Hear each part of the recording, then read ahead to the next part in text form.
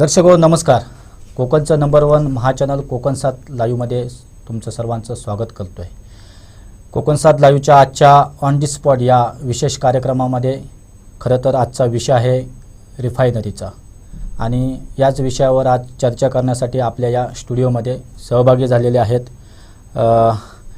पर्यावरण तज्ञ आणि खरं तर ठाकरे गटाच्या शिवसेनेचे जिल्हा प्रवक्ते डॉक्टर जयेंद्र पोरवेकर आणि त्याचबरोबर या सावंतवाडीचे माजी नगराध्यक्ष आणि एक धडाडीचे सामाजिक कार्यकर्ते असणारे बबनजी साळगावकर आपल्या या स्टुडिओमध्ये सहभागी आहेत.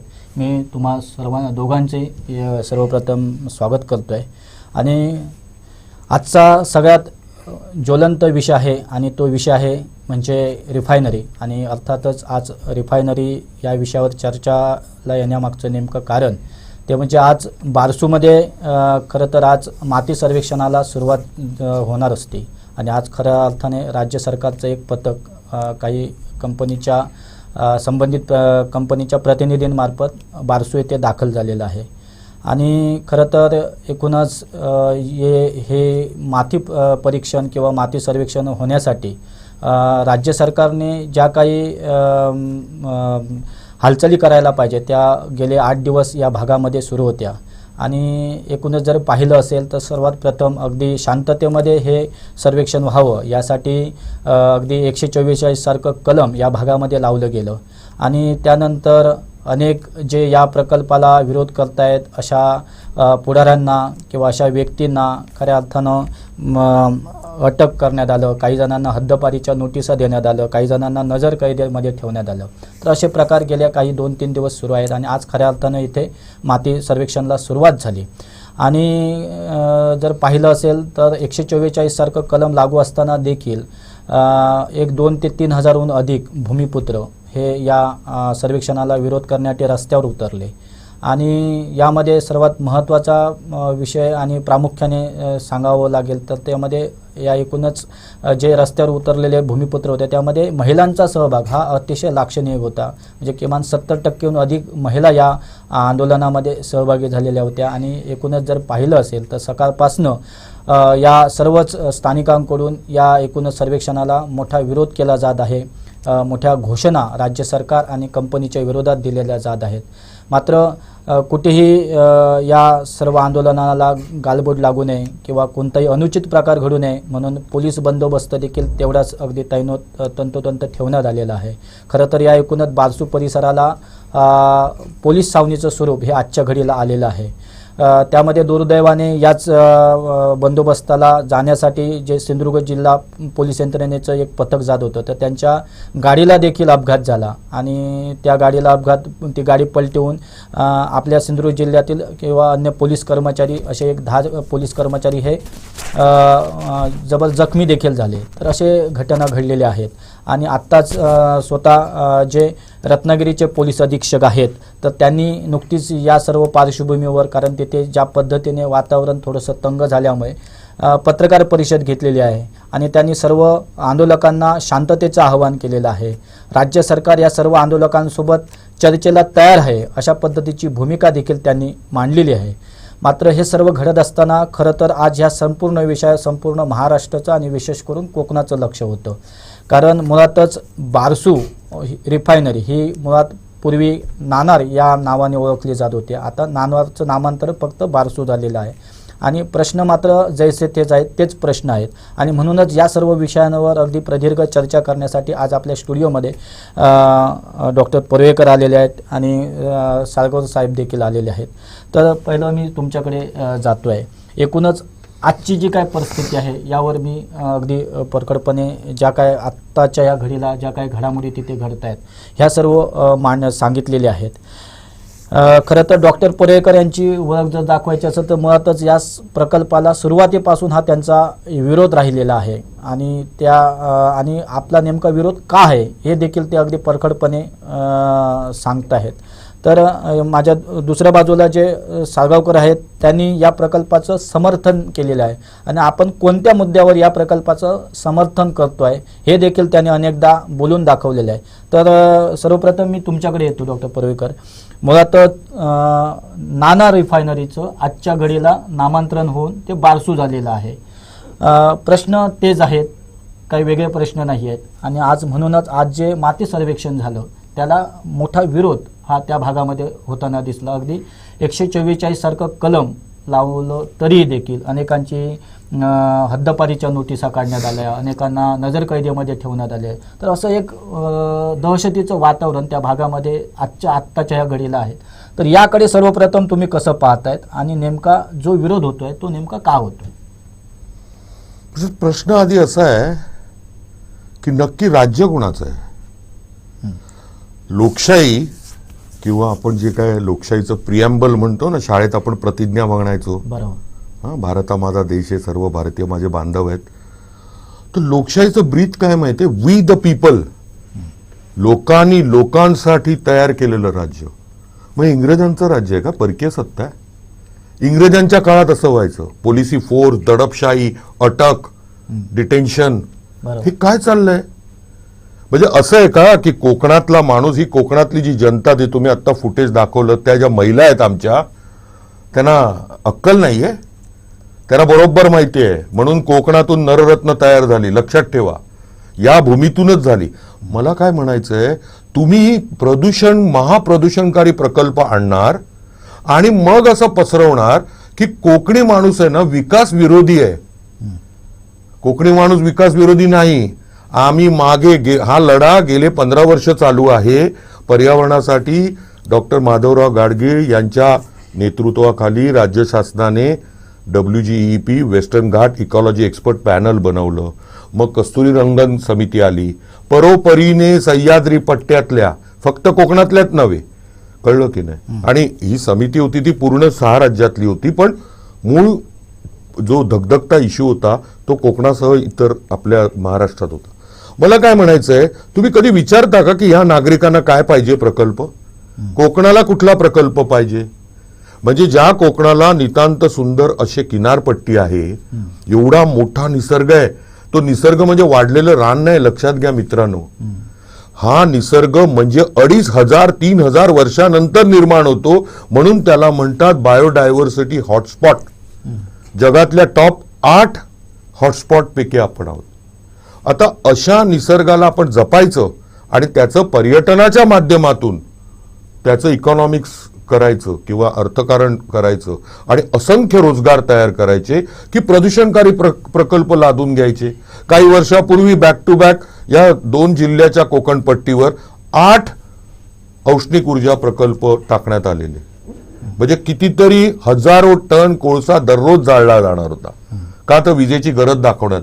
या प्रकल्पाअंतर्गत पण अजून त्यांनी डिटेल प्रोजेक्ट रिपोर्ट दिलेला नाही, पण जो पहिले सुरुवातीचे काही आले ज्यांचे रिपोर्ट, त्या अनुषंगाने 1200 मेगावॅट वीज निर्मितीचा कॅप्टिव्ह पॉवर प्रोजेक्ट या प्रकल्पाअंतर्गत आहे.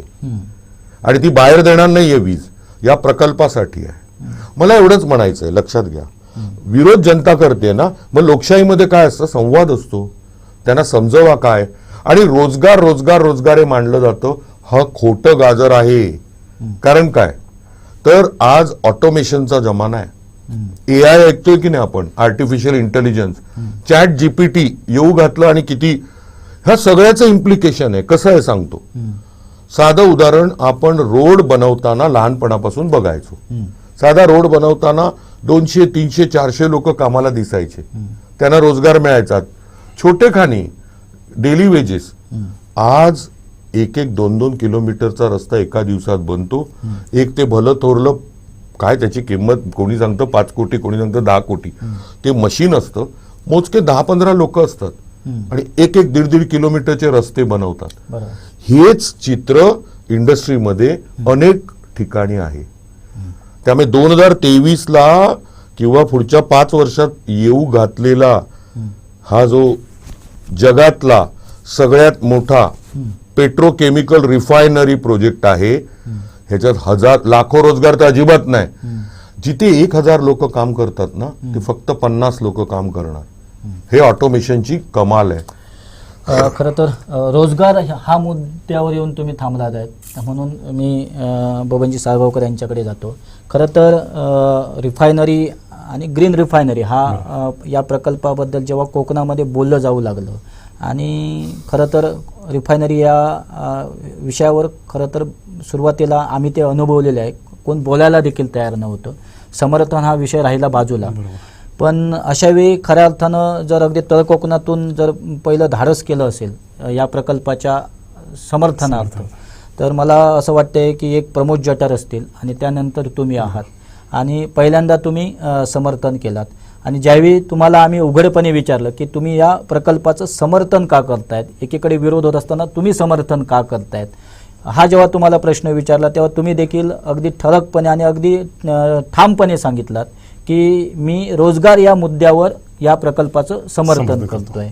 माझ्या बाजूला डॉक्टर पोर्वेकर यांनी आत्ताच रोजगार हा या रिफायनरी करून फक्त आणि फक्त गाजर म्हणून दाखवला जातोय, प्रत्यक्षात रोजगार मिळणार नाही असं त्यांनी अगदी स्पष्टपणे सांगितलेलं, अगदी ठामपणे सांगितलेलं आहे. पण एकीकडे दुसरीकडे या प्रकल्पाचं तुम्ही जे समर्थन करतायत ते रोजगार या मुद्द्यावर करतायत. आज बारसूमध्ये ज्या काय घडामोडी घडलेल्या आहेत ह्या तुम्ही पाहिलेल्या आहेत आणि एकूणच आजची जी परिस्थिती आहे तर त्या परिस्थितीशी अनुसरून रोजगार हा मुद्दा किती महत्त्वाचा आहे असं तुम्हाला वाटतंय? मुळात चांगल्या एका चर्चेला तुम्ही आम्हाला बोलवलं आणि या ठिकाणी करताय त्याबद्दल कोकण सातचं मी मनापासून धन्यवाद देतोय.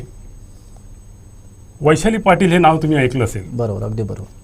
कळणे मायनिंगसाठी त्यांनी टोकाचा जाऊन विरोध केला. हो. डॉक्टर जयेंद्र पोर्वेकर पण विरोधाची भूमिका त्या काळामध्ये त्यांची होती. हो. मग ही जी लोक आहेत त्यांचा नंतर विरोध का थांबतो? ओके. आज कळणे मायनिंग चालू आहे. हो. पण कळणे मायनिंग चालू असताना सुरुवातीला विरोध करणारे तिथे लोक दिसत नाहीत. दिसत नाही. बरोबर. ह्याची कारण शोधावी लागतील. आणि फक्त कोकणची जबाबदारी आहे काय पर्यावरण जपण्याची? पर्यावरण म्हणताय तर संपूर्ण भारतामध्ये अनेक शहरं आहेत, अनेक रिफायनरी आहेत, अनेक प्रकल्प त्या ठिकाणी आहेत. पण कोकणामध्ये एनरॉन आला, बरोबर, विरोध झाला. स्टरलाइट आली, विरोध झाला. जे प्रदूषणकारी विनाशकारी आहेत ठीक आहे त्यांना विरोध. परंतु हे करत असताना इथल्या माझ्या तरुणांचा रोजगार कुठे आहे याची पण उत्तर द्यावी लागतील ना. बरोबर. त्या काळामध्ये ज्यावेळी नाणायण रिफायनरी होती, हो. देवगड मधून स्वाभिमान संघटनेनं प्रचंड मोठा विरोध केला. पहिल्यांदा मी त्याचं समर्थन केल्यानंतर जठार माझ्या उभे राहिले आणि ते पण त्या यज्ञकुंडामध्ये उतरले. परंतु होत असताना पक्ष बदलल्यानंतर तुमच्या भूमिका बदलतात का? जवळजवळ मला वाटतं 17 साली हा प्रकल्प या ठिकाणी आणला गेला. 17 पासून आज 23, जवळजवळ 5 ते 6 वर्ष झाली हा प्रकल्प फक्त विरोधासाठी विरोध केला जातोय आणि तिथं थांबवला जातोय. आता एक विषय तुमच्या मी मुद्दाम लोकांच्या समोर आणतोय. ह्या कोकणामध्ये टुरिझम 96 मध्ये डेव्हलप करतो म्हणून सांगितलं गेलं. एक तरी 5 स्टार हॉटेल ह्या उभं राहिलंय काय? याची जबाबदारी इथल्या राजकारणी लोक याची उत्तर देऊ शकतील काय? बरोबर, देऊ शकत नाहीत. कारण एकही प्रकल्प फक्त गाजर म्हटलं ना ते प्रत्येकाने कोकणाच्या तरुणांच्या सहनशीलतेचा गाजर दाखवलं गेलंय आणि कोकणाच्या तरुणांना अक्षरशः देशोधडीला लावण्याचं काम एक प्रकल्पाला विरोध करतायत ते करतायत. मी समर्थन केलंय, आजही समर्थन करतोय. कारण आपण संपूर्ण ह्या सिंधुदुर्ग जिल्ह्यातील खेडेगाव बघितली असतील तुम्ही. त्या खेडेगावामध्ये गेल्यानंतर 70, 75, 60, 65 वर्षाची गृहस्थ म्हातारे लोक दिसत आहेत. याची कारण काय? जर ह्या प्रत्येक कोकणच्या जिल्हा परिषद मतदारसंघामध्ये किंवा त्या पंचक्रोशीमध्ये प्रकल्प उभे राहिले असते तर आज कोकणातील लोकसंख्या घटली नसती. आज कोकण मुंबईमध्ये जातो, पुण्यामध्ये जातोय, औरंगाबादमध्ये जातोय, हैदराबादमध्ये जातोय, गोव्यामध्ये जातोय, US मध्ये जातोय किंवा अन्य आखाती देशामध्ये जाऊन नोकऱ्या कराव्या लागत आहेत. याची कारणं शोधलं तर इथं प्रकल्प नाही ही त्याची उत्तरं आपल्याला मिळतील असं मला वाटतं. आणि खऱ्या अर्थानं ह्या प्रकल्पाला समर्थन करत असताना ज्या सुरुवातीत ज्या पद्धतीने आज त्यांनी तिथं दडपशाही केली आणि तिथं तो प्रकार जे चालू आहे ते निषेधार्ह आहे, परंतु समन्वय साधून हा प्रकल्प उभा राहिला ह्या मताचा मी आहे. खरं आहे. म्हणजे काही जे मुद्दे तुम्ही म्हणतायत, म्हणजे आज इथली कोकणातील बरीचशी खेडी ही ओस पडलेली आहेत आणि ती मनुष्य विरहित झालेली आहे. काय म्हणजे प्रत्येक घरामध्ये जे आत्ताच्या ह्या घडीला जर पाहिली तर अगदी एक 80 पार केली म्हातारे असे आहेत आणि ही वस्तुस्थिती आहे, हे आम्ही पाहतो आहे. आणि त्यामुळे रोजगार, कारण इथे रोजगार नसल्यामुळे बरेचसे तरुण इथले हे मुंबईमध्ये स्थलांतरित झालेले आहेत, ही वस्तुस्थिती आहे. खरं तर पुरेकर साहेब गेले अनेक वर्ष कोकणातली ही परिस्थिती तुम्ही जवळून पाहत आहेत. पर्यावरणवादी म्हणून देखील तुम्ही या भागात अनेक जे आंदोलन आतापर्यंत झालेले तिथे तुम्ही अगदी पुढाकाराने घेतलेला होता, अनेक आंदोलनात तुम्ही सहभागी झालेले होतात. खरं तर अतिशय महत्त्वाचा मुद्दा बबनजी साळगावकर यांनी समोर आणला की सुरुवातीला जेव्हा असे प्रकल्प येतात आणि त्या प्रकल्पांना विरोध होतो, पण विरोध करणारी माणसं नंतर नसतात. तर ही वस्तुस्थिती खरी आहे का आणि असं होतंय का? तर मी सर्वप्रथम सांगतो, बबनजी साळगावकर हे माझे जवळचे मित्र आहेत आणि नगराध्यक्ष म्हणून त्यांनी चांगल्या रीतीने काम केलेलं आहे. पण त्याने आत्ता हे जे काय म्हणाले ना कळणे मायनिंगबद्दल, त्याची त्यांनी डिटेल माहिती नाही घेतली. वैशाली पाटील यांनी घंटानाद केला. आम्ही त्याच वेळेला म्हणजे मी व्यक्तिगत आणि मला तेव्हा काय म्हटलं तुम्हाला जर आठवत असेल, मी लोकसभा निवडणूक लढवत होतो, डॉक्टर राजकारणात गेले, आम्ही थांबलो नाही. साळगावकर साहेब माहितीसाठी सांगतो, कळण्याच्या जनतेला तेव्हाही सांगितलेलं, मी तारीख वाईज सांगतो, 4 मार्च 2009 कळण्यामध्ये त्यांनी मायनिंगची मशिनरी आणली. 4 मार्च 2009, आज 14 वर्ष झाली. तेव्हा देखील सांगत होतो की मशिनरी आली म्हणून मायनिंग चालू होत नाही, 90 दिवसाचा पिरियड आहे तुम्हाला, पण तुम्ही घंटा वाजवून आंदोलन करून होणार नाही. आणि आम्ही काय सिद्ध करून दाखवलं, विशेष सांगतो, अनेक लोकांना माहिती नसेल, बरेकांना माहिती आहे, 49 मायनिंग लिजेस, गावासकट नावं सांगतो, असनिये, झोळंबे, डोंगरपाल, अनेक त्या सावंतवाडी दोडामार्ग पट्ट्यातली 49 मायनिंग लिजेस केसरी पासून ते अगदी त्या झोळंबे डोंगरपाल पर्यंत बंद केली. हजारो कोटी रुपयाचे मायनिंग प्रकल्प बंद केले. हे अभिमानाने का सांगतोय, कारण हे खणून काढलं असतं. कळण्यामध्ये आज काय परिस्थिती आहे, मुठभर लोकांचा फायदा आणि बाकी सगळे उद्ध्वस्त. बरोबर, हे आम्हाला दिसत होतं म्हणूनच मांडलं. काय होतं माहितीये, पर्यावरणवादी हे असा शिक्का मारलेला आहे कारण त्यांना माहितीच नाहीये काय आहे पर्यावरणवादी. एक साधं सांगतो, 2 वर्षापूर्वी चिपळूण आणि महाडमध्ये काय घडलं, काय हाहाकार झाला, तो कशामुळे माहिती, अचानक नाही झालंय. जेव्हा तुम्ही वृक्ष तोडणार, जेव्हा तुम्ही प्रचंड वृक्ष, आणि अजूनही चालू आहे, आम्ही हायकोर्टातून आणलंय. हे काय सिद्ध केलं, वाईल्ड लाईफ कॉरिडॉर आहे हा, साऊथ इंडिया आणि नॉर्थ इंडियाला जोडणारा वाईल्ड लाईफ कॉरिडॉर आहे. हायकोर्टाने ताशेरे ओढले, इथे मायनिंग करता तुम्ही, वृक्षतोड बंदी आहे, पण अजूनही वृक्षतोड होते. हा एक मुद्दा झाला. दुसरा मुद्दा मी तुम्हाला सांगतो, आम्हाला प्रकल्प नको आहे का, शिक्का मारला तो कोकणी माणसं प्रकल्प विरोधी, अजिबात नाही. आम्ही लिस्ट दिली आहे, आम्हाला काय काय प्रकल्प पाहिजेत, आणि नुसते नाही, केंद्रीय समितीला दिली आहे प्रकल्प काय पाहिजेत. IT पार्क आणता, साधं उदाहरण सांगतो, सुरेश प्रभू साहेब हे या जिल्ह्याच्या म्हणजे राजापूर मतदारसंघातून 4 ते 5 वेळा लोकसभेत पाठवलं नाही जनतेने, 5 वेळा. 5 वेळा रेल्वे मंत्री होते, केंद्रीय रेल्वे मंत्री, बरोबर आहे. आता शेवटी तर ते केंद्रीय रेल्वे मंत्री, नंतर कॉमर्स मिनिस्टर होते. का नाही आणला तुम्ही मोठा कारशेड प्रकल्प, आम्ही स्वागत केलं असतं. त्याने आणला, लातूरला दिला, म्हणजे द्यावा, महाराष्ट्रात कुठेही द्यावा, पण ज्या मतदारसंघातल्या जनतेने तुम्हाला पाठवलंय त्या प्रकल्पात 15 ते 16 ते 18 हजार डायरेक्ट आणि 35,000 इनडायरेक्ट जॉब्स आहेत. असे प्रकल्प पाहिजेत आम्हाला.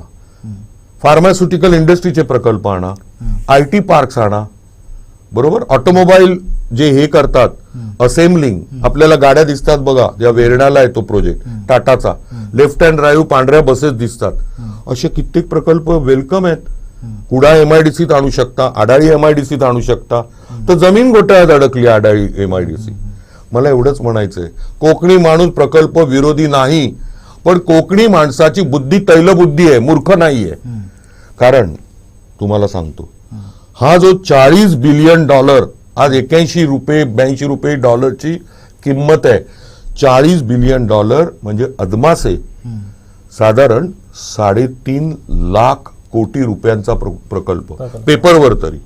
अरामको नावाची सौदी अरेबियातली कंपनी आणि आपल्या 3 तेल कंपनी. बरोबर. थोडक्यात असं आहे, पेट्रोकेमिकल म्हणजे काय, तर पेट्रोलियम प्रॉडक्ट्सचं पण रिफायनिंग आणि केमिकल पण काही आणली जाणार. आधी आठवण करून देतो, 6 महिन्यापूर्वी, अगदी 4-6 महिन्यापूर्वी मालवण देवगडच्या त्या समुद्रात बंदरापासून काही किलोमीटरवर एक जहाज तिथे स्पिल झालं, म्हणजे तेल गळती झाली. काय झालं, ते तेल पूर्ण किनारपट्टीवर आलं, मच्छीमारीवर गंभीर परिणाम झाला.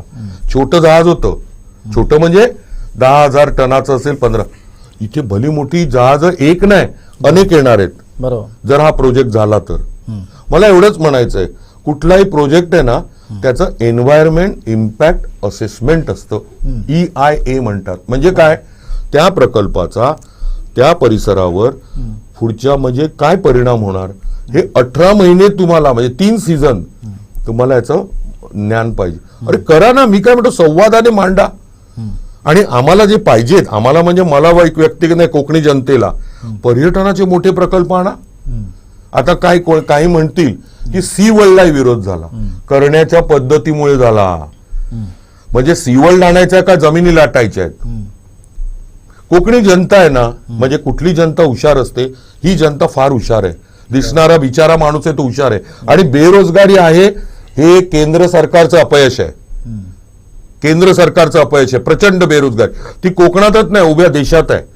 45 वर्षातली रेकॉर्ड ब्रेक बेरोजगारी आज देशात आहे.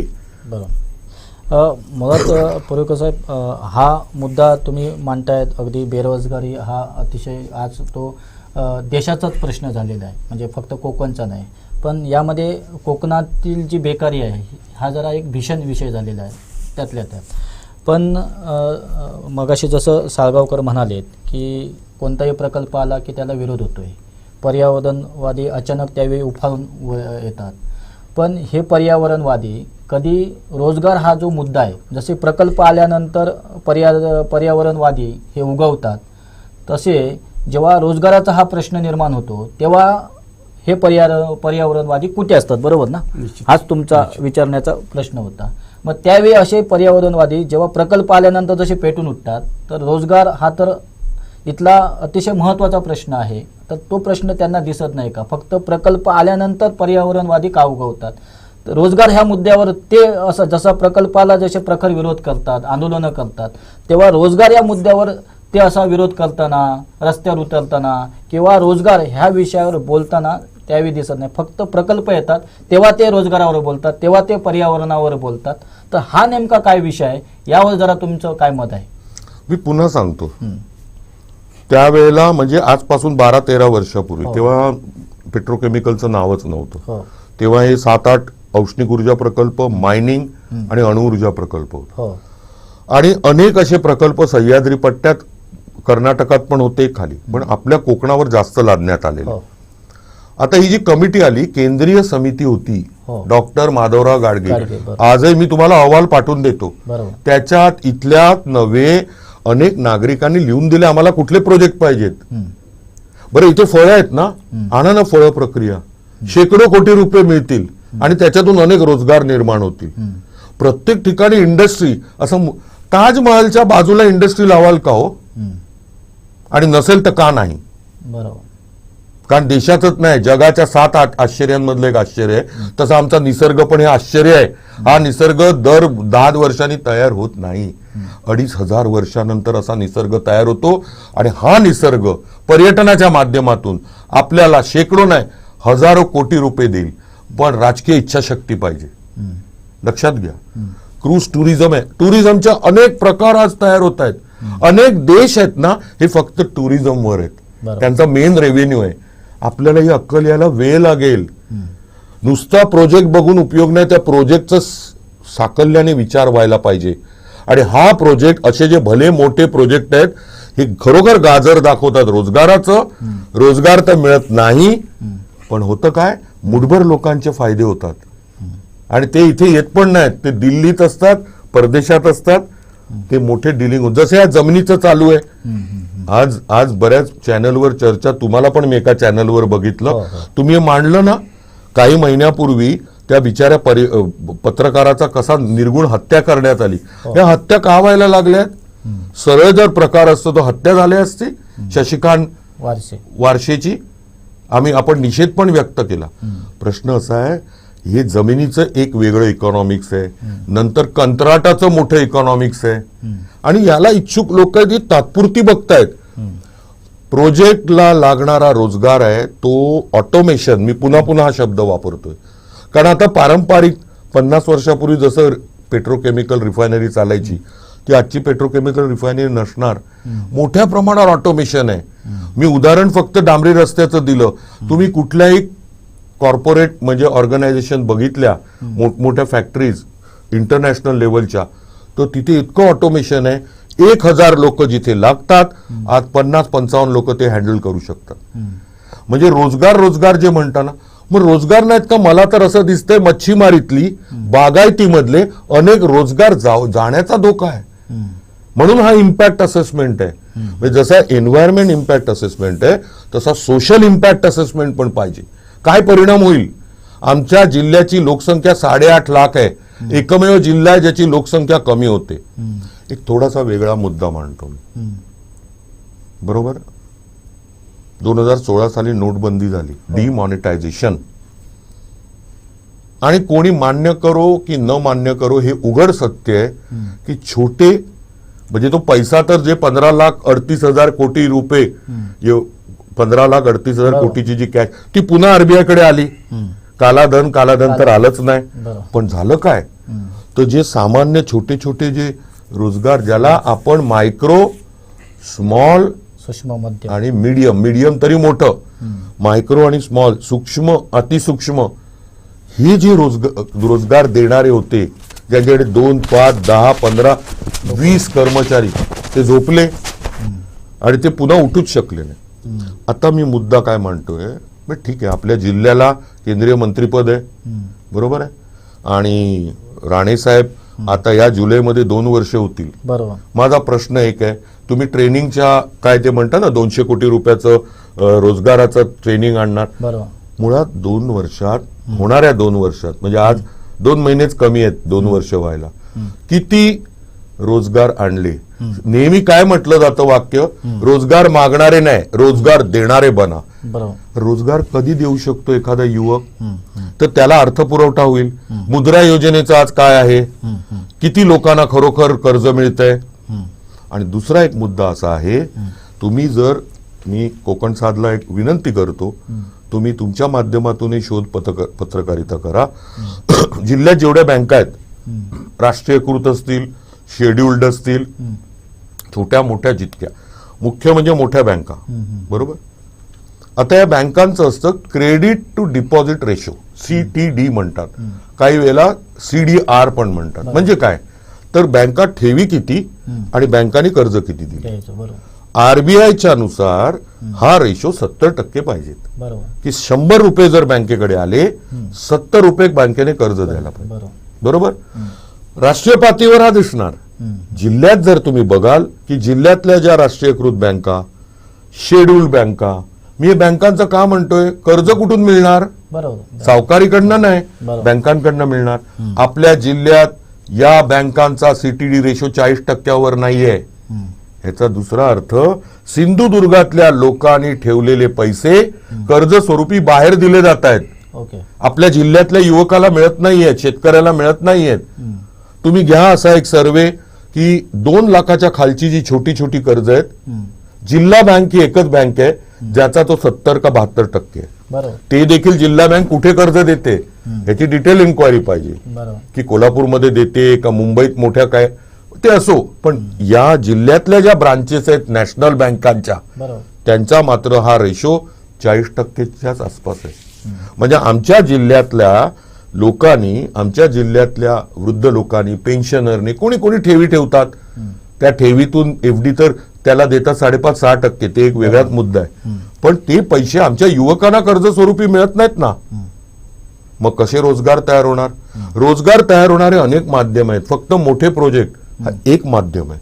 आणि पुन्हा सांगतो, प्रोजेक्ट यावे हीच आमची सदिच्छा आहेत. पण प्रदूषण तयार करणारे, लोकांच्या आरोग्याला हानिकारक, इकडच्या मच्छीमारीवर गाज आणणारे, इकडच्या बागायती आणि शेतीला प्रॉब्लेमॅटिक असणारे, असलेला रोजगार काढून नेणारे प्रोजेक्ट नको. खरं तर अनेक मुद्दे या चर्चेतून समोर येत आहेत. आमचे दर्शक देखील अगदी लाईव्ह ही चर्चा पाहत आहेत. अनेक दर्शक आम्हाला प्रश्न देखील करत आहेत आणि प्रश्न देखील असे आहेत की यामध्ये राजकीय स्वार्थ मोठा आहे. जसं आत्ता पुरेकर म्हणाले की काही यामधून मुठभर लोकांचंच यामध्ये अर्थकारण आहे आणि त्यामुळे हा प्रकल्प असा त्याचं जे काही स्वरूप आहे ते असं अतिशय असं वातावरण त्याचं गरम केलं जात आहे. रोजगाराचा जो मुद्दा आहे तर ते देखील ते म्हणतायत की हे फक्त गाजरच आहे.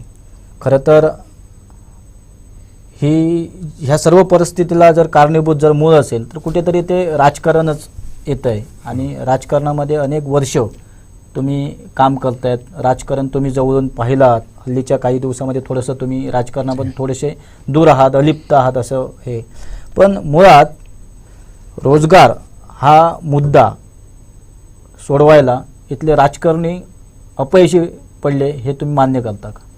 निश्चितच की राजकीय इच्छाशक्ती इथल्या तरुणांना रोजगार देण्यासाठी कमी पडते. आता पर्यटनावरती सातत्याने सगळे मंत्री वगैरे बोलत आहेत. नेहमी बोललं जात आहे. 96 मध्ये पर्यटन जिल्हा डिक्लेअर झाल्यानंतर आज 2023, 1996 ते 2023 मनोहर जोशीने सावंतवाडीमध्ये डिक्लेअर केले. त्या काळात तत्कालीन मुख्यमंत्री होते. आज जवळजवळ 28 वर्ष झाली. पर्यटनाच्या माध्यमातून या जिल्ह्यामध्ये काही चांगला असा प्रोजेक्ट उभा राहू शकला नाही. सागर मुद्दाम तुम्हाला आता एक उदाहरण देतोय. आंबोलीची ग्रीन व्हॅली आहे आणि ग्रीन व्हॅलीच्या समोर MTDCने उभा केलेला 17 वर्षापूर्वीचा प्रोजेक्ट आज तो बंद आहे. याची कारण शोधली का कोणी? इथल्या लोकप्रतिनिधी कधी बघितलं का? बरोबर. 17 वर्ष जवळजवळ 35 कोटी रुपयाचा प्रोजेक्ट. म्हणजे मी जमिनी सहित त्या ठिकाणी सांगतोय. त्या ठिकाणी 3 इमारती उभ्या आहेत, रेस्टॉरंट आहे, त्याच्या बाजूला वेगवेगळ्या आर्किड म्हणजे शॉप्ससाठी हे आहे, त्यानंतर पार्किंगची सुंदर व्यवस्था आहे, ओपन रेस्टॉरंट आहे. असं सुंदर असा प्रोजेक्ट गेले 17 वर्ष इथल्या लोकप्रतिनिधीला दिसला नाही. का तो बंद केला गेला? का त्या प्रोजेक्टवरती जिल्हाधिकाऱ्यांनी उद्या तिथं जाऊन भेट द्यावी आणि हा प्रोजेक्ट शोधावा, का बंद राहिला तो? आणि ह्याची टेंडर कोणी घेतली होती त्याची पण चौकशी व्हायला पाहिजे. त्याच्यावरती तत्कालीन आताचे मंत्री आहेत त्यावेळी पर्यटन वरती ते सदस्य म्हणून काम करत होते. त्या काळातील हा प्रोजेक्ट, त्या प्रोजेक्टवरती पुढच्या काळामध्ये 3 वेळा पैसे खर्च केले गेले आणि आज प्रोजेक्ट पडून आहे. जाणीवपूर्वक मी सांगतोय की हे प्रोजेक्ट आणि पर्यटन मुद्दा म्हणून ठेवला जात आहे. कारण जर इथला तरुण राजकारण सोडून जर रोजगाराकडे आणि जर नोकऱ्यांकडे वळला तर आपल्याला कार्यकर्ते मिळतील किंवा नाही मिळतील हा संभ्रम त्यांच्यामध्ये निर्माण होतोय. म्हणून जाणीवपूर्वक लोकांना रोजगारापासून, नोकऱ्यांपासून वंचित ठेवण्यासाठी इथली राजकीय शक्ती जबाबदार आहे असं मी म्हणेन. फार चिंताजनक विषय आहे आणि याच्यावर खरं तर आत्मपरीक्षण होणं फार गरजेचं आहे आणि मला असं वाटतं की हे आत्मपरीक्षण इथल्या तरुणांनीच करायला पाहिजे, इथल्या भूमिपुत्रांनी करायला पाहिजे. हा एक अतिशय मोठा, म्हणजे तुम्ही राजकारणामध्ये अनेक वर्ष काम केलेले आहेत, तुम्ही राजकारण जवळून पाहिलेलं आहे, अनेक कार्यकर्ते उभे होताना पण तुम्ही पाहिलेले आहेत आणि आज ते संपलेले देखील पाहिलेले आहेत. त्यामुळे ही परिस्थिती कदाचित सत्य देखील आहे. मात्र एक यामधला मुद्दा येतोय की पुन्हा मी रिफायनरीकडे येतोय की जेव्हा हा रोजगाराचा जेव्हा मुद्दा आपल्या समोर येतोय आणि जेव्हा रिफायनरी सारखा एक महाकाय असा प्रकल्प आपल्या समोर येतोय आणि त्यामध्ये रोजगार हा आपल्या नजरेसमोर दिसतोय, वारंवार पर्यावरणवादी असतील किंवा जे या प्रकल्पाचा जे विरोध करतायत ते अगदी ठणकावून सांगतायत की या सर्व प्रकल्पामध्ये जे रोजगार जो आहे तो फक्त एक गाजर आहे. इथल्या भूमिपुत्रांना, इथल्या स्थानिक लोकांना इथे रोजगार मिळणार नाही. अगदी हीच भूमिका डॉक्टर पोर्वेकर यांची देखील आहे. तुम्ही सांगू शकतात का की हा मुद्दा नाही, हा मुद्दा खोटा आहे? ओके, विरोधक जो हा मुद्दा फक्त त्याचं एक राजकारण करतायत, हे तुम्ही सांगू शकता का कोणत्या मुद्द्यावर? सुरुवातीलाच ज्यावेळी हा प्रकल्प प्रोजेक्ट लॉन्च म्हणजे डिक्लेअर केला त्यावेळीच त्यांनी सांगितलं होतं की प्रत्यक्ष अप्रत्यक्षरित्या 1 लाख लोकांना रोजगार मिळेल. बरोबर, निश्चित. 2, आता टेक्निशियन म्हणजे ते प्रगत किंवा चांगले उच्च शिक्षित असावे लागतील, बरोबर, तंत्रज्ञान घेतलेले असावे लागतील. पण त्याच्यावरती अप्रशिक्षित जे असतील बरोबर, तो मोठ्या संख्येने त्या ठिकाणी लागू शकतात. बरोबर. 2, आता रिफायनरी आल्यानंतर तिथून येणारे जे रिफायनरी केल्यानंतर जे तेल असेल ते वाहतूक करण्यासाठी हजारो टँकर त्या ठिकाणी लागतील. बरोबर, हजारो टँकरच्या माध्यमातून त्या ठिकाणी लोकांना रोजगार उपलब्ध होऊ शकतो. अनेक लोक त्या ठिकाणून संपूर्ण भारतामध्ये ते टँकर जाऊ शकतात. म्हणजे हा एक म्हणजे रिफायनरीमुळे अनेक रोजगारांचं जाळं निर्माण, हॉटेल्स निर्माण होऊ शकतात. त्यांचे येणारे अधिकारी त्या ठिकाणी राहू शकतात. त्या ठिकाणच्या मग डंपर आले, त्याच्यात टँकर आले, टँकरला लागणारी मग विविध माध्यमातून मेकॅनिकल आहे, म्हणजे असे वेगवेगळे त्या ठिकाणी रोजगार उपलब्ध होऊ शकतील असं माझं मत आहे. कारण शासनाने ज्यावेळी डिक्लेअर केलं होतं 1 लाख तिथं रोजगार उपलब्ध होतील असं त्या शासनाचं मत होतं. आणि मी समर्थन केलं याचं कारण की कोणताही प्रकल्प ह्या संपूर्ण जिल्ह्यामध्ये किंवा ह्या मतदारसंघामध्ये किंवा सिंधुदुर्ग रत्नागिरीमध्ये, खास करून सिंधुदुर्ग जिल्ह्यामध्ये एकही प्रकल्प चांगला असं उभा राहिला. आज आमच्या सावंतवाडी शहराचं जर बघितलं तर तुम्ही मुद्दाम फिरून बघा, आज ऊर्जित अवस्थेमध्ये नाही शहराला प्रचंड प्रमाणामध्ये फार मागे चाललेलं आहे. इथं रोजगारच नाही, इथं व्यवसायच नाही. अनेक व्यापारी तिथं बसलेले असतात, व्यापाऱ्यांना व्यापार तिथं होत नाही. आणि जर प्रत्येक मतदारसंघामध्ये छोटे छोटे जरी प्रकल्प आले असते तर हा मुद्दा किंवा रिफायनरीचे समर्थन करण्याची आवश्यकता भासली नसती. परंतु 75 वर्ष झाली, स्वातंत्र्य होऊन 75 वर्ष आली. 75 वर्ष स्वातंत्र्य होऊन झाल्यानंतरही आजही आपण रोजगारासाठी आणि किंवा मुंबई पुण्यासारख्या ठिकाणी लोक जातात आपल्या रोजगारासाठी. सागर, एक मुद्दा मी या ठिकाणी सांगेन की ग्रामीण भागामध्ये गेल्यानंतर आज वृद्ध आई वडील, त्यांना बघायला कोणी नाहीत, त्यांना जेवण द्यायला कोणी नाहीत, अशा परिस्थितीमध्ये जीवन जगतायत ते. दुसरं, इथली लोकसंख्या रोडावली, लोकसंख्या कमी झाली. लोकसंख्या कमी झाल्यामुळे इथला मतदारसंघ एक कमी झाला. हे राजकीय नाही, परंतु मतदारसंघ कमी झाला. दुसरा मतदारसंघ कमी झाला, चिपळूणपर्यंत गेलाय. मतदारसंघ कमी झाला. ह्याचं कारण इथं आपण रोजगार देऊ शकलो नाही. आणि रोजगार ज्या दिवशी तुम्ही द्याल त्याच दिवशी खऱ्या अर्थाने राजकारण्यांनी खरं काम केलं असं मानता येईल. खरं तर एक महत्त्वाचा मुद्दा जो तुम्ही आत्ताच उघड केला आहे की तो अतिशय धक्कादायक वाटतोय. पण एक साहेबजी मला तुम्हाला विचारायला आवडेल की जेव्हा जसे प्रकल्प जेव्हा येतात कोकणामध्ये तेव्हा मग विरोध करणारे जसे अगदी प्रखरपणे उभे होतात, अनेक पर्यावरणवादी त्यावेळी समोर येतात, तसं जेव्हा हे रोजगार येतात तेव्हा रोजगाराच्या मुद्द्यावर इथला तरुण का समोर येत नाही, तरुण आपला पुढे का येत नाही, किंवा असा लढा का उभा होत नाही जो कोकणामध्ये रोजगारासाठी आतापर्यंत का उभा झालेला नाही?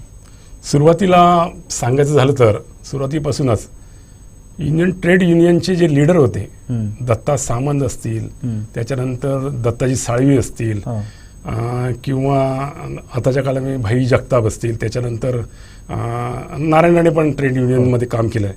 हे सगळे ट्रेड युनियनचे जे नेते होते चेहरे, बरोबर. मुंबईमध्ये होते हो, हो. ते सगळे कोकणमधले होते बरोबर. आणि त्यामुळे सुरुवातीच्या काळामध्ये इथला प्रकल्प येऊच शकले नाही. त्याचे कारण हे लीडर जर हा प्रोजेक्ट आपला बंद करून टाकतील ही भीती त्या काळामध्ये प्रत्येक उद्योगपतीमध्ये होती.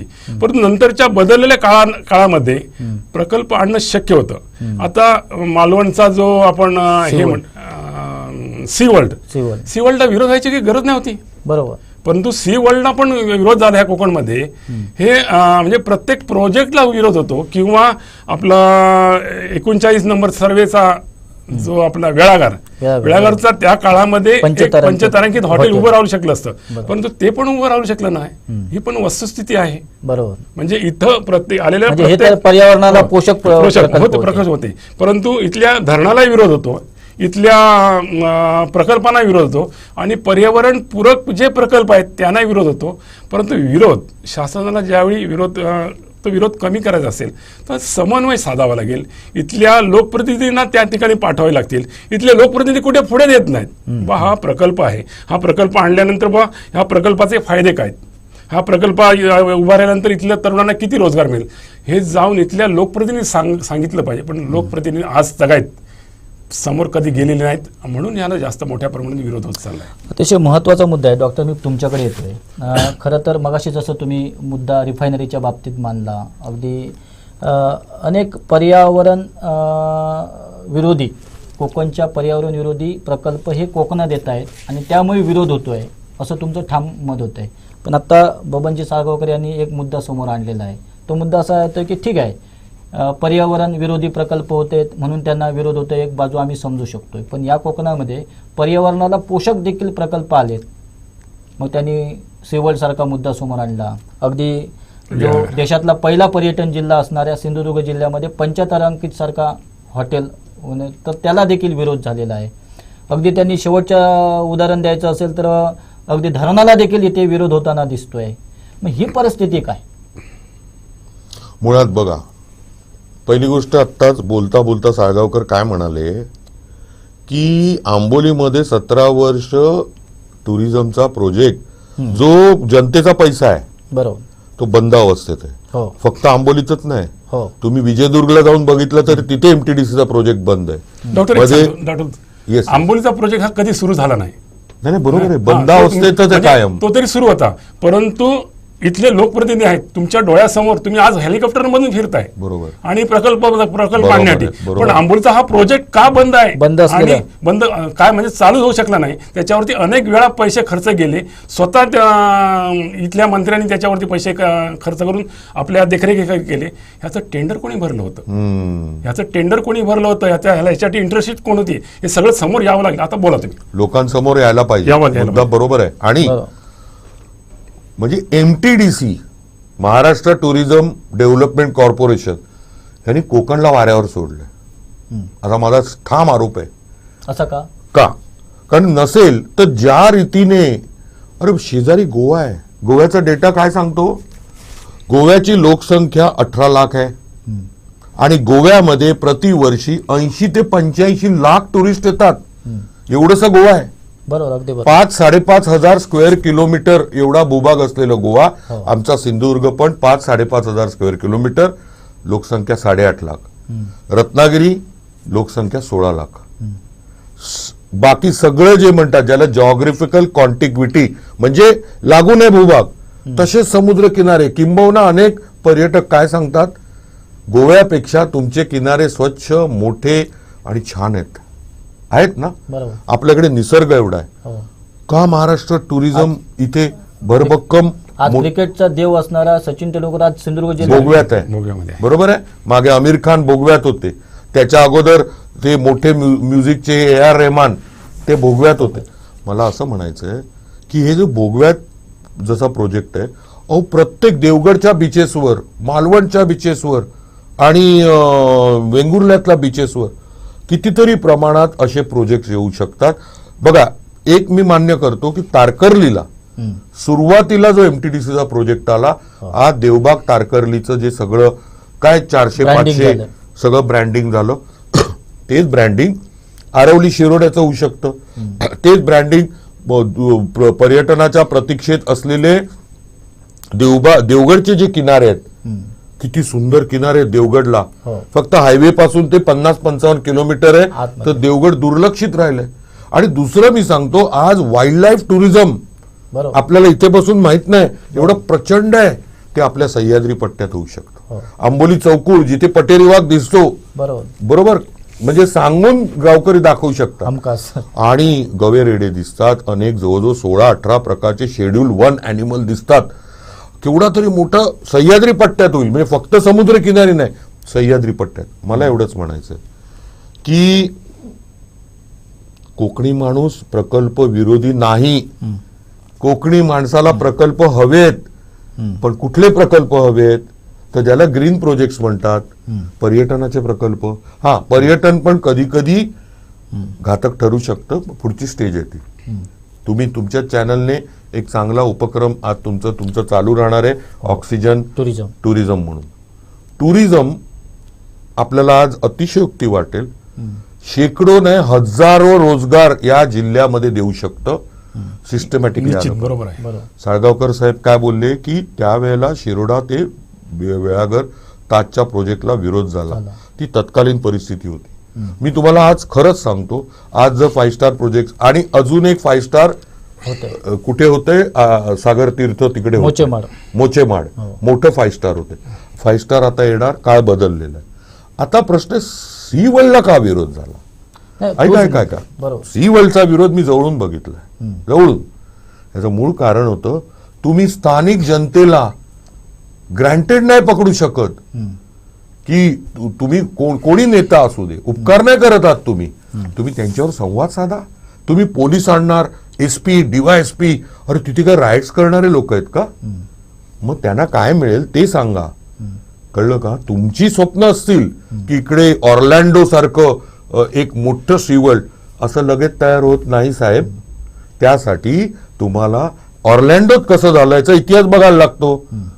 सिंगापूरमध्ये सेंटोसा आयलंड कसं तयार झालं, दुबईचं सीवर्ल्ड कसं तयार झालं. आपल्याकडे फार चांगला स्कोप आहे, मी मान्य करतो, पण लोकांना आज जे चाललंय तिथे, मी मगाशीच बोलणार होतो, 3 महिलांना त्या बारसू सोलगाव मध्ये उष्माघाताचा एक सौम्य झटका बसला. अरे या राज्य शासनाला थोडी अक्कल पाहिजे, सरकारला. म्हणजे खरंच की आत्ता परवा तुमची नामुष्की झाली 16 एप्रिलला, बरोबर. 14 लोकांचे नाही जास्तच बळी पडले, चेंगराचेंगरी झाली. या लोकांना, जनतेला बळी द्यायचे आहेत का तुम्हाला? म्हणजे काय चाललंय? म्हणजे लोकशाही कोणासाठी आहे? नेत्यांसाठी आहे का? की प्रकल्पाचे जे कॉर्पोरेट कोण बसलेले आहेत ते सांगणार वी वॉन्ट प्रोजेक्ट हिअर. बरं, तुम्हाला गंमत सांगतो, साळगावकर साहेब बोलले की इतके टँकर. मी तुम्हाला सगळ्यात महत्वाचं सांगतो, आता ते प्रोजेक्ट रिपोर्ट मोठा पब्लिक डोमेनला आणत नाही, त्याने आणला पाहिजे, बरोबर. पण हे पेट्रोल देशासाठी नाही. परदेशातून क्रूड ऑइल येणार बोटी मार्गे, या प्रोजेक्टमध्ये रिफाईन होणार, पुन्हा बोटीतून ते परदेशात जाणार आहे. मग अशी माहिती घ्या, या अरॅमको कंपनीने किती ठिकाणी प्रयत्न केले हो. युरोपात होईल का? होणार नाही. जिथे जिथे जनतेला अवेअरनेस आहे ते प्रदूषण घेणार नाही. म्हणजे प्रदूषण आपल्याला विकतायत, पैसे देत आहेत त्या प्रदूषण. इकडचे नेते दाखवत आहेत रोजगार, आणि खरं ते पेट्रोल देशाचं नाही, ते रिफाईन झालेलं पेट्रोल बाहेर जाणार. त्याच्या देशाला टॅक्सेशनच्या माध्यमातून मिळतील पैसे, पण मग कोकणाचं काय नुकसान होणार आणि काय फायदा होणार हे ऑडिट नको व्हायला? ऑडिट व्हायला पाहिजे की नाही? आरोग्याचं काय नुकसान होणार आहे? असलेल्या मच्छीमारी, एक छोटस जहाज तेल गळती होते आणि किनारपट्ट्या खराब होतात. एक छोटं उदाहरण, त्याच्या कमीत कमी 100 पट मोठमोठी जहाजं येणार आहेत जर हा प्रोजेक्ट आला तर. पुन्हा सांगतो, $40 बिलियन म्हणजे 3.5 लाख कोटी रुपयाचा जगातला मोठा पेट्रोकेमिकल आहे हा. बरोबर.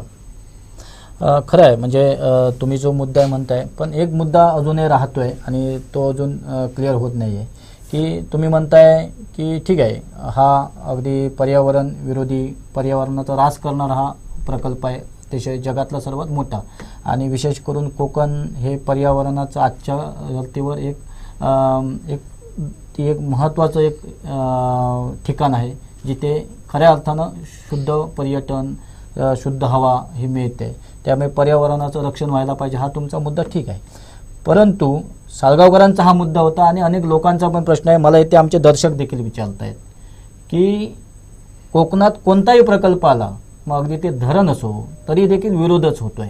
तर ही मानसिकता मग आता कधी बघा, धरण असं तो विरोध, मोठी धरणं झाली, तिलारी झालं. हे बघा काय होतं माहितीये, स्थानिक लोकांचा विरोध हा का असतो, तर तुम्ही त्यांना आश्वासनं देणार तुमच्या जमिनीच्या, सागर तुमच्या घराच्या इथे प्रकल्प आला, माझ्या हॉस्पिटलच्या इथे प्रकल्प आला, बरोबर. आणि जर मला त्याचं व्यवस्थित कॉम्पन्सेशन मिळणार असेल, बरोबर आहे, तर विरोध नाही होणार. ओके, म्हणजे तुमचा हा आज तुम्हाला गंमत सांगतो, सॉरी टू इंटरप्ट. कोयनेच्या धरण कधी बांधून झालं हो? बरोबर 65 वर्ष झाली. हो अजूनही ते आहेत ना त्या धरणग्रस्त, बरोबर. त्यांच्या मागण्या पूर्ण नाही झाल्या. हा काय प्रकार आहे? म्हणजे आपण काय बघणार, प्रोजेक्ट आणि रोजगार, अरे त्याचे सगळे हे मायक्रो सगळ्या गोष्टी आहेत ना. मला आज एवढंच म्हणायचंय, नाही, निश्चितच प्रोजेक्ट त्याला मिळालं पाहिजेत, पाहिजे. प्रोजेक्ट पाहिजेत आम्हाला. मी पुन्हा पुन्हा सांगतो, आम्हाला भरपूर प्रोजेक्ट पाहिजेत, पण त्या प्रोजेक्टने जर इतर रोजगारावर आणि आरोग्यावर दुष्परिणाम होणार असेल तर कोकणात नको. कारण ही लक्षात घ्या, लोकांनी समजून घेतलं, चिंचोळी पट्टी आहे, हा काय मोठा भूभाग नाही, खडा सह्याद्री आहे.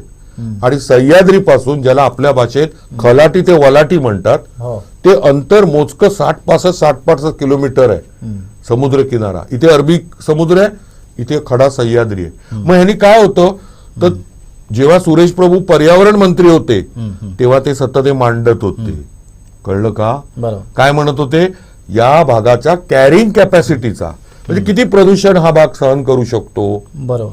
त्याचा अभ्यास झालेला नाही अजून. तो केंद्राने करायचा आहे, ministry of environment and forest. मला एवढं म्हणायचं आहे की मग कुठले प्रोजेक्ट पाहिजेत. अरे मोठी फेरिस्ट आहे, मोठी लिस्ट आहे, देतो ना आम्ही, पुन्हा देतो. माधव गाडगी समितीला दिली, कस्तुररंगनना दिली, पुन्हा देतो. तुम्ही आणा तर खरं प्रोजेक्ट. मी मगाशीच म्हटलं, ऑटोमोबाईल असेंब्लिंगचा आणा ना.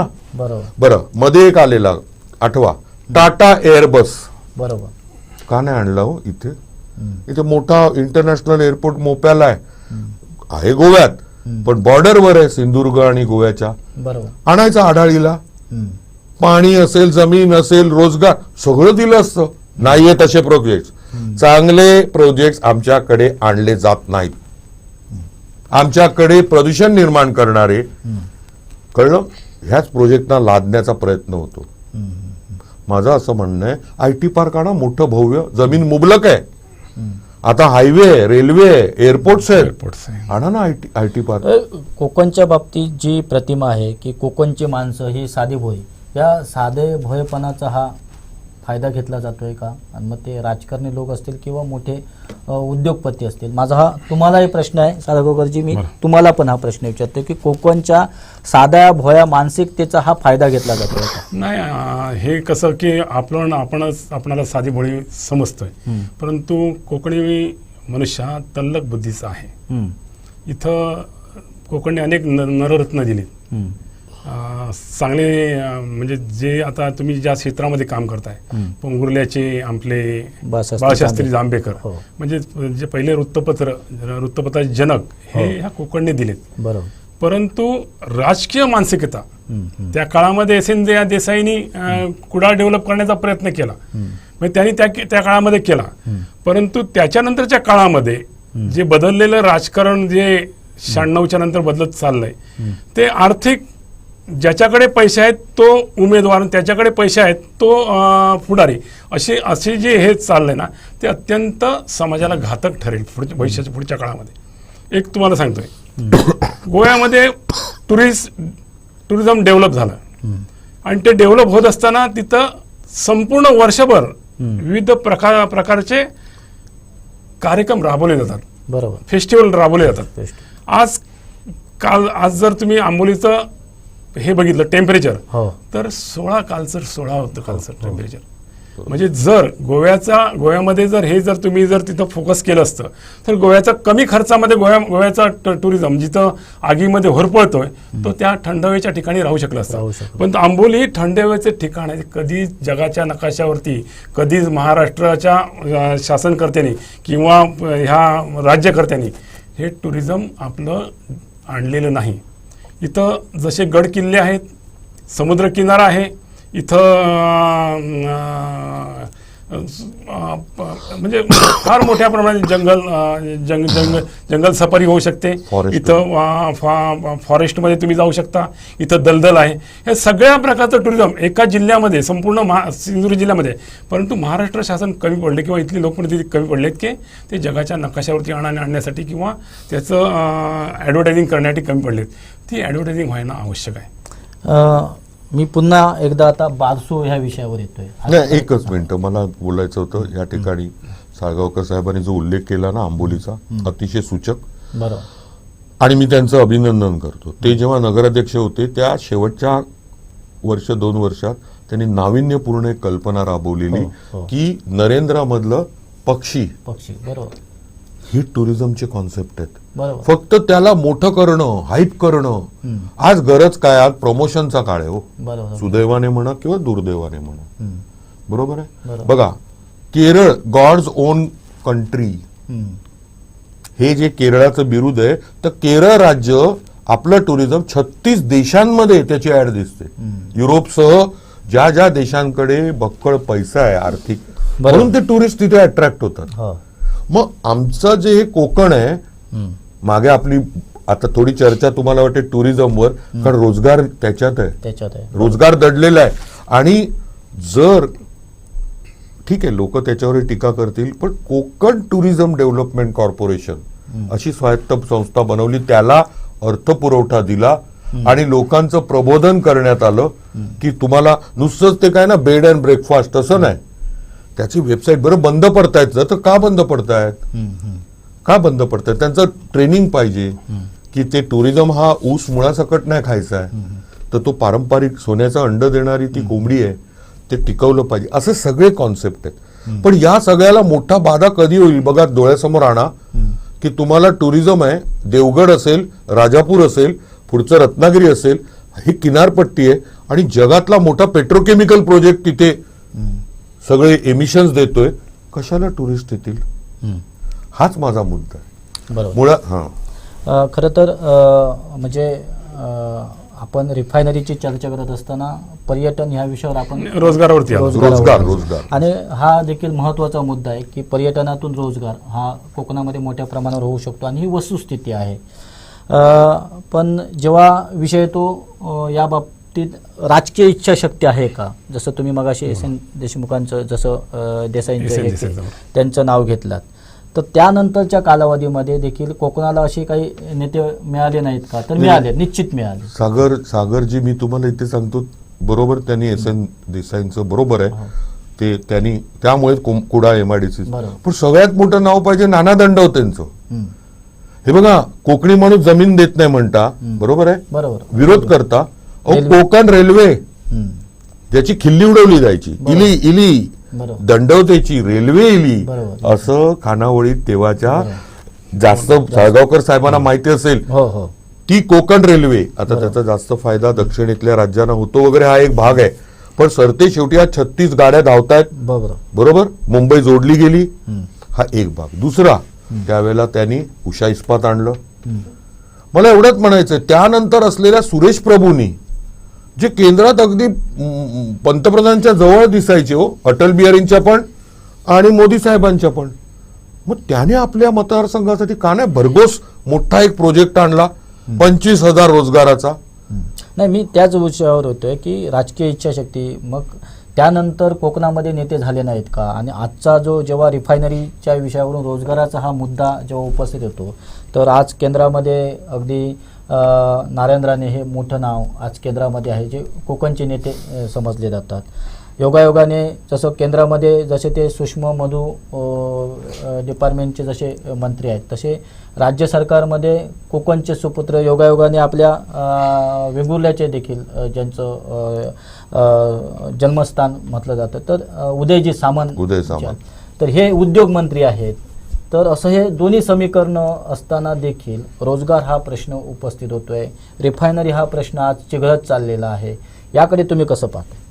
नाही, मुळात बघा, मी मगाशीच उल्लेख केला की नोटबंदीनंतर जे बंद पडलेले कित्येक सूक्ष्म आणि अतिसूक्ष्म, कारण आता मध्यमचं डेफिनेशन माझ्या मते 100 कोटीचा असलेला जो हे आहे उद्योग आहे, तो मध्यम कॅटेगरीत आलाय. बहुतेक तो 10 15 कोटी ते 100 कोटी ही रेंज. पण जो सूक्ष्म आहे आणि लघु आहे, ही कित्येक उद्योगांचा कणा मोडलेला, अजूनही ती सावरले नाहीत गेल्या 5 वर्षात. किती त्यांना फायनान्स दिला, किती उभे राहिले. महत्वाचे काय, आम्ही करू हा सतत राजकीय एक वाक्य काय असतं, पुढील काळात आम्ही हे करू. आतापर्यंत जुलै ते जुलै 1 वर्ष झालं आणि जुलै ते आता एप्रिल संपत आला, बरोबर. 20 महिने 22 महिने तर झाले. या 22 महिन्यात राणे साहेबांनी जनतेला सांगावं की सिंधुदुर्गात काय स्वयंरोजगार हा रोजगारच आहे ना, तर लघु आणि सूक्ष्म आणि अतिसूक्ष्म असे बाबा आम्ही 1000, 2000, 5000 रोजगार निर्माण केले. ट्रेनिंग सेंटर आणणार, 200 कोटी देणार, ही पुन्हा माझ्यामध्ये स्वप्न आहेत हो, लक्षात घ्या. कारण एवढं मोठं मंत्रीपद आहे. स्वतः राणेसाहेब सांगतायत या बजेटमध्ये भरघोस हजारो कोटी रुपये त्या MSMEला दिलेले आहेत. मग तुम्ही देशभरात फिरताय, कोकणासाठी अभिमानास्पद गोष्ट आहे. बरोबर. आमचा कुठल्याही पक्षाच्याच आमचा नेता देशभरात त्याला मान सन्मान.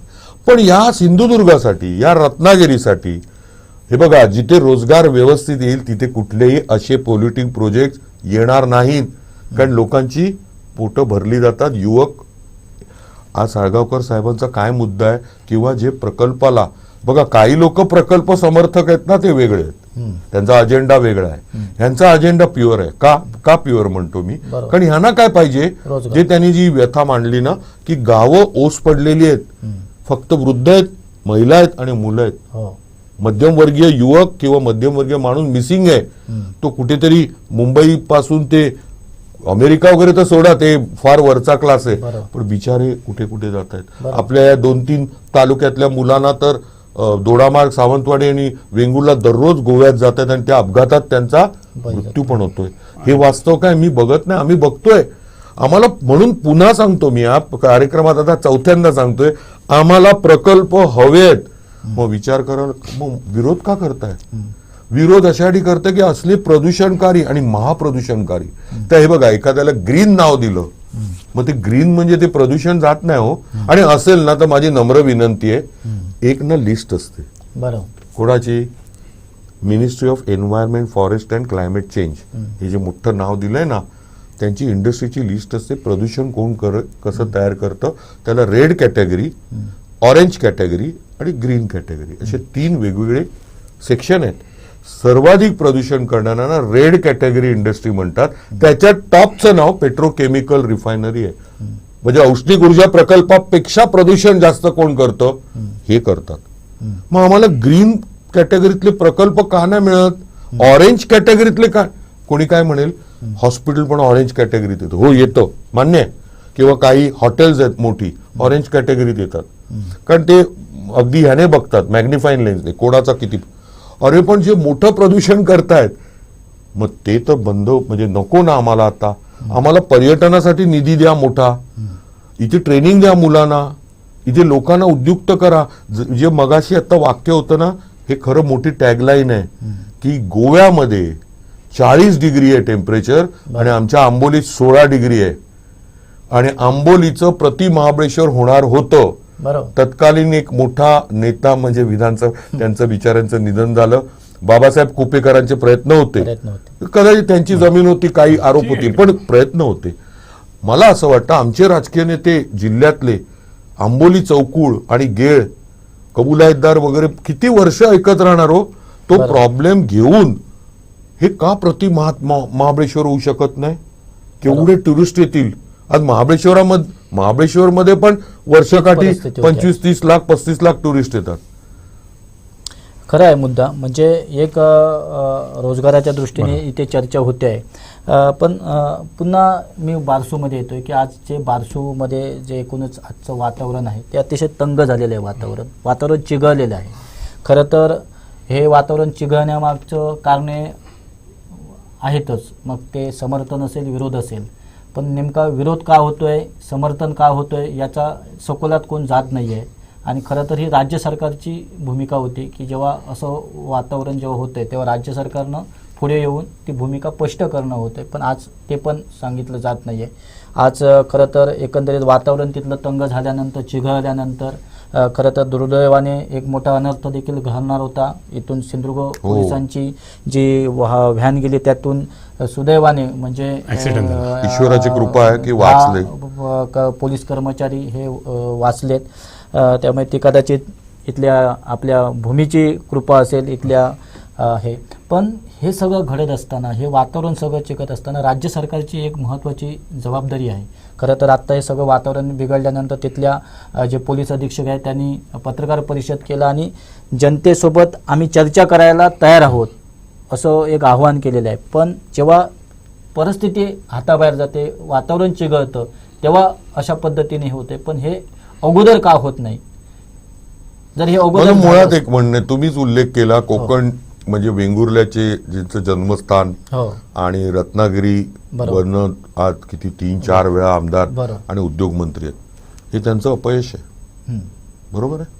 कारण तुमच्याच ज्या जिल्ह्याने तुम्हाला विधानसभा दाखवली एकदा नाही अनेक वेळा, बरोबर, मग उदय सामंत साहेबांनी हा संवाद नको का करायला की माझ्या जनतेला काय प्रॉब्लेम आहे, काहीतरी अशी कारणं त्याची बाहेरचे लोक येतात. म्हणजे तुम्ही इनडायरेक्टली म्हणता हा मूर्ख माणूस आहे कोकणातला असं म्हटलं जातंय की ह्याचं डोकं फिरवतायत. अहो असा नाहीये ना सामंत साहेब, लक्षात घ्या. तुम्ही संवाद साधा. तुम्हाला जर म्हणायचं ना नाही रोजगार भरभक्कम मिळणार आहेत, प्रदूषण होणार नाहीये, तर एका लेवलच्या चर्चा ठेवाच, पण जनतेशी संवाद साधा. तुम्हाला काय मिळणार? बरं तुम्ही जे म्हणता ना रोजगार मिळणार, द्या लिहून ॲफिडेव्हिट, प्रतिज्ञापत्र लिहून द्या, प्रत्येक घरात एक रोजगार दिला जाईलच. स्थानिकांना प्राधान्य नाही, म्हणजे त्यांना प्राधान्यापेक्षा वर काय असेल ना आग्रही प्राधान्य द्या. मग तरी मान्य करत नसतील तर अजून त्यांना त्याच्यात काय म्हणजे तुमचं म्हणणं काय असतं लोकांचं, आम्ही 4 पट ते कॉम्पन्सेशन देणार फुटा. मग ह्याला हे इंग्रजांचंच झालं. बरोबर, पोलीस आणावेत लागता कामा नयेत. संवाद जर असेल जनतेशी, तुम्ही निवडून आलेले आहात ना, लोकप्रतिनिधी आहात, बरोबर आहे. हे काय कोण नक्षलवादी जनता आहे का, अतिरेकी जनता आहे का? अहो ती बघा त्या फुटेज मधल्या त्या महिला बघाओ, आणि बिचाऱ्या त्या त्यांना उष्माघात झाला. जर येथे पुन्हा काय घडलं, घडू नये ईश्वरचरणी प्रार्थना आहे, पण घडलं ना 16 एप्रिलला लाखोची गर्दी जमा करण्याच्या नादात किती लोक गेले. बरोबर आहे. जे तसं राज्य सरकारच त्याला जबाबदार आहे, गुन्हा दाखल झाला पाहिजे, तसं तुम्ही इथे पुन्हा रिपीट करू नका. बरोबर आहे. माझं एवढंच म्हणणं आहे की तुम्हाला जर करायचा आहे ना प्रकल्प, आमचा विरोधच आहे, पण करायचा आहे संवाद, चांगला संवाद तयार करा. तो होत नाही. काय झालंय की गेल्या 9 महिन्यामध्ये महाराष्ट्र शासन अस्तित्वात आहे की नाही ही शंका सामान्य जनतेमध्ये निर्माण झालेली आहे. बरोबर. आणि त्यामुळे नाणारचा जो प्रोजेक्ट आहे, म्हणजे आता बारसू म्हणतो आपण, त्या प्रोजेक्टवरती माननीय उदयजी सामंत, आदरणीय राणे साहेब आणि इथले आमदार मंत्री दीपक ह्या तिन्ही मंत्र्यांनी तिथं जावं ना, बरोबर, तिथं जाऊन संवाद साधा, त्यांना काय हवं ते बघा आणि प्रकल्पाला हात घाला. चुकीच्या पद्धतीने दडपशाही केलं तर हीच कंडिशन राहणार. आणि जर संवाद साधला तर प्रकल्प उभा राहू शकतो. परंतु शासन अस्तित्वात नसल्याचं जाणवतंय. शासन अनेक गेल्या 9 महिन्यामध्ये फक्त टीकाकाराने टीका टिप्पणीच करतायत, परंतु शासन म्हणून ह्या महाराष्ट्रामध्ये गेल्या 9 महिन्यामध्ये अस्तित्वात नसल्याची जाणीव होते. मी शेवटच्या प्रश्नाकडे वळतोय आणि तुम्हाला दोघांनाही हा प्रश्न आहे की एकूणच या प्रकल्पासाठी 7,000 हेक्टर जमीन लागणार आहे आणि आज खऱ्या अर्थानं तिथे माती सर्वेक्षणला सुरुवात होत होती आणि आज तोच पहिल्या दिवशी एवढा प्रखर विरोध झाला. महिला मोठ्या प्रमाणावर रस्त्यावर उतरल्या. खरं तर कोकणामध्ये एवढ्या महिला अशा रस्त्यावर उतरत नाही, मात्र आज प्रथमतः अगदी म्हणजे जो काही मॉब होता त्यामध्ये 70% अधिक महिलांचा समावेश होता त्यामध्ये.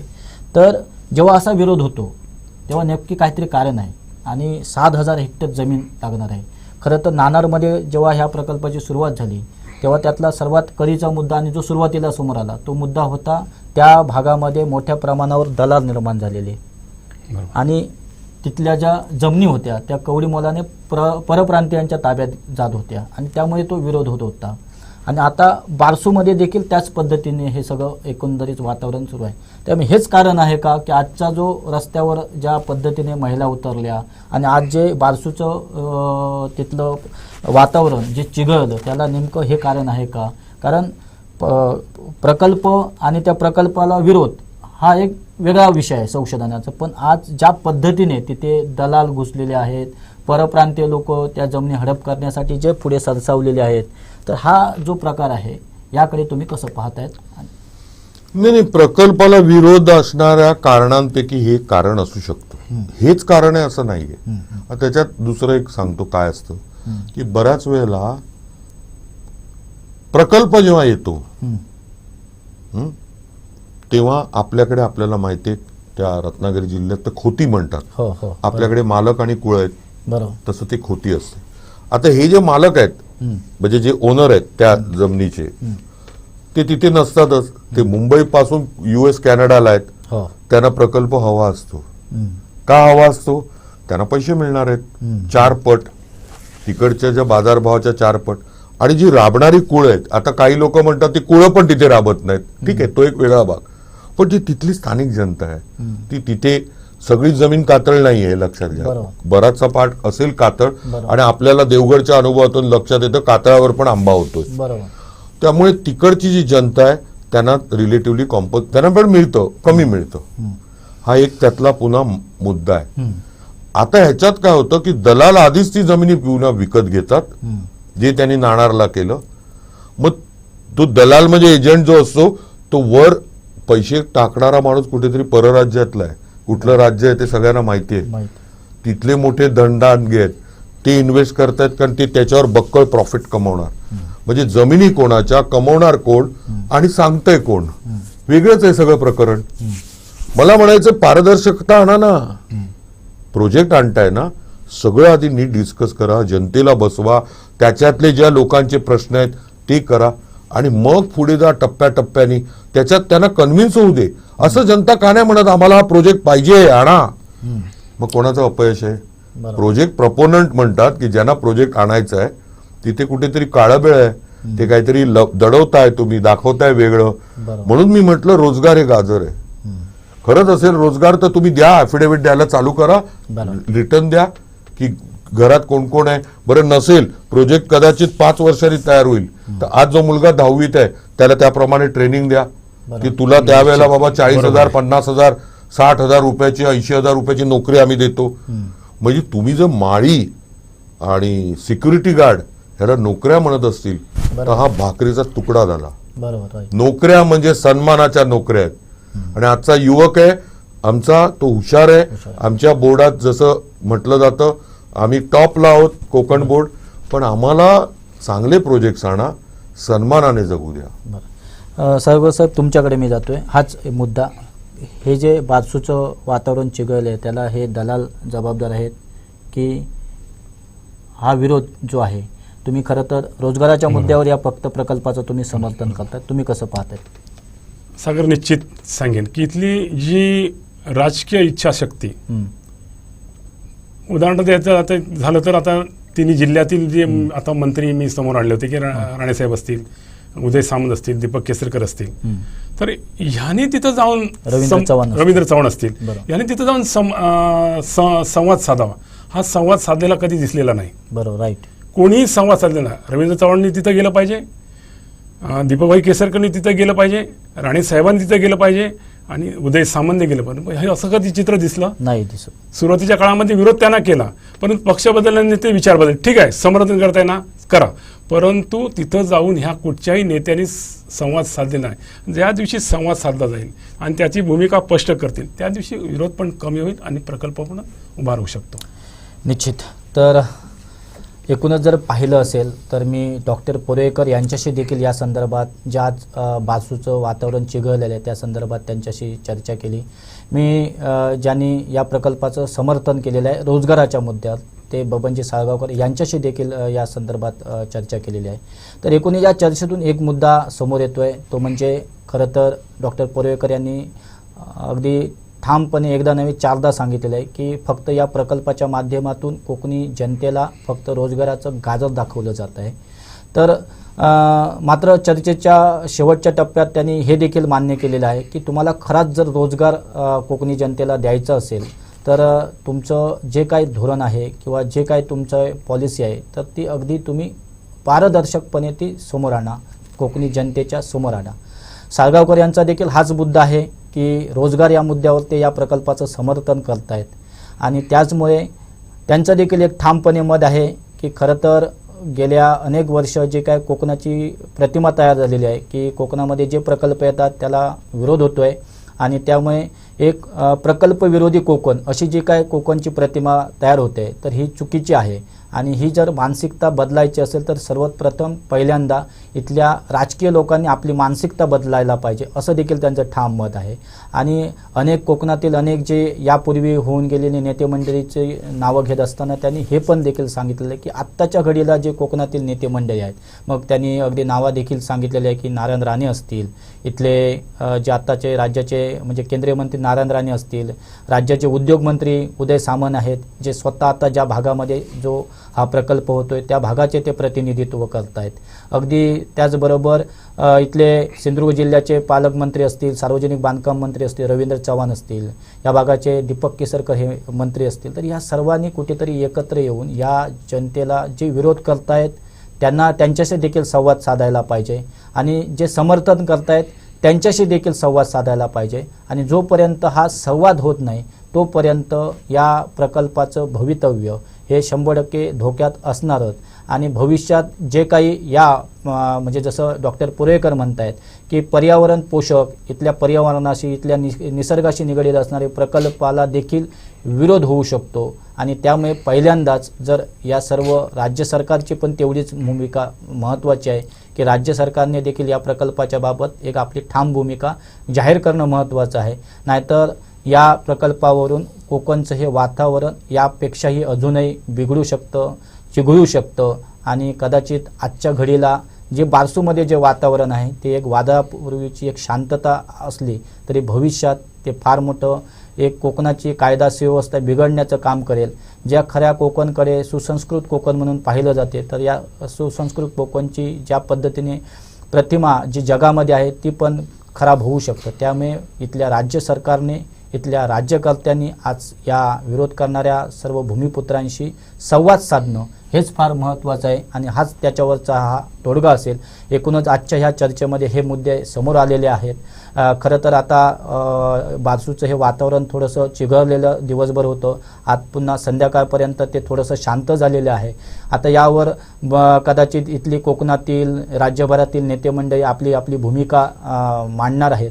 मात्र मुद्दा हा आहे की इथल्या कोकणी जनतेच्या रोजगाराचा प्रश्न आहे, इथल्या उद्योग व्यवसायांचा प्रश्न आहे. त्यामुळे कुठेतरी निश्चित अशी भूमिका इथल्या राज्यकर्त्यांनी मांडली पाहिजे. राज्य सरकारने एक पाऊल पुढे येऊन या सर्व लोकांशी संवाद साधला पाहिजे.